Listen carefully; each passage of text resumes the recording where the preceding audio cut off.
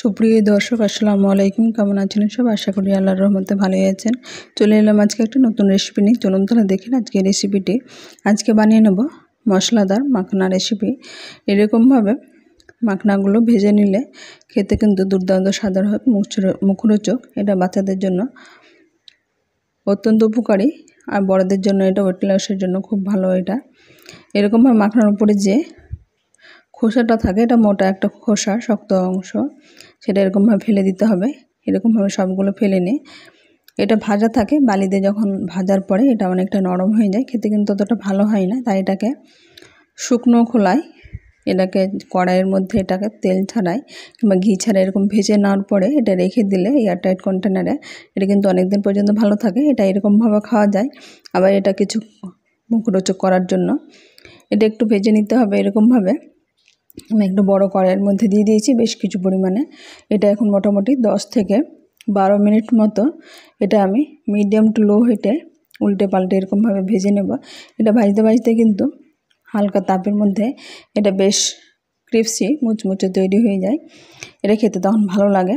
এটা এরকমভাবে গরম কড়াইয়ের মধ্যে রেখে দিলে অনেকটাই তাপ শোষণ করে এটা আরও বেশি, হাতের মধ্যে দেখে বুঝতে পারছেন এটা এখন কিন্তু হাতের মধ্যে এরকম গুঁড়ো করলে এটা গুঁড়ো হয়ে যাচ্ছে। এটা চাইলে বাচ্চাদের গুঁড়ো করে সেরেলাকের মতো করে খাওয়াতে পারেন। এটা কিন্তু বেবি ফুড হিসেবে ব্যবহার করা হয়। এখন এরকমভাবে আমি কড়াইয়ের মধ্যে 2 কড়াই ভেজে নিয়েছি। এখন কিছুটা পরিমাণ এয়ারটাইট কন্টেনারে রেখে দেবো। কিছুটা আমি এখানে ফ্রাই প্যানের মধ্যে ঘি দিয়ে দিয়েছি। ঘিটা ভালোভাবে গরম হয়ে গেছে। এখন এখানে আমি কাশ্মীরি লঙ্কার গুঁড়ো দিয়ে দিলাম। এটা জাস্ট কালার হওয়ার জন্য। এখানে চাইলে বাচ্চারা যদি না খায়, বড়রা খেলে এখানে শুকনো লঙ্কার গুঁড়ো ব্যবহার করতে পারেন। আর কিছুটা আমি চীনাবাদাম ব্যবহার করলাম। এখানে চাইলে কাজু, কিশমিশ, ড্রাই ফ্রুটস, এখানে আমন্ড বাদাম, পেস্তা বাদাম এগুলো ব্যবহার করতে পারেন।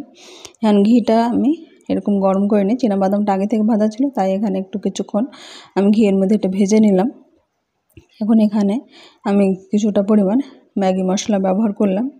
চাইলে এখানে চাট মশলা ব্যবহার করতে পারেন। আমি ম্যাগি মশলা, চাট মশলা দুটোই হাফ চামচ করে ব্যবহার করেছি।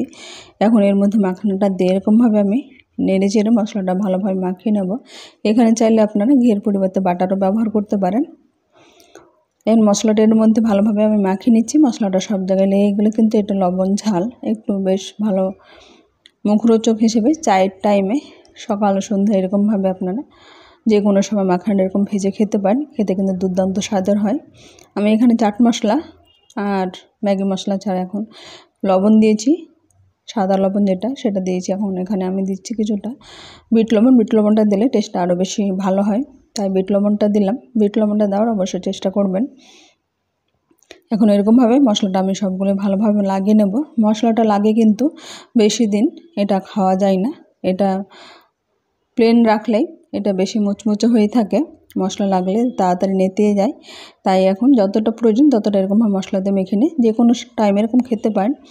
এখন আমি এরকম মশলা দিয়েছি, ম্যাগির মশলাটাতে কিন্তু খেতে পারেন। চাট মশলা কিংবা ম্যাগি মশলা ছাড়াও এটা তৈরি করে নিতে পারবেন। এরকমভাবে তৈরি হয়ে গেছে খুব সহজে মশলা মাখানা। আমার রেসিপিটি কেমন হয়েছে অবশ্যই কমেন্ট বক্সে কমেন্ট করবেন। আজ তাহলে এই পর্যন্ত, ফিরে আসছি নতুন কোনো রেসিপি নিয়ে। ভালো থাকবেন, সুস্থ থাকবেন। আসসালামু আলাইকুম, আল্লাহ হাফেজ।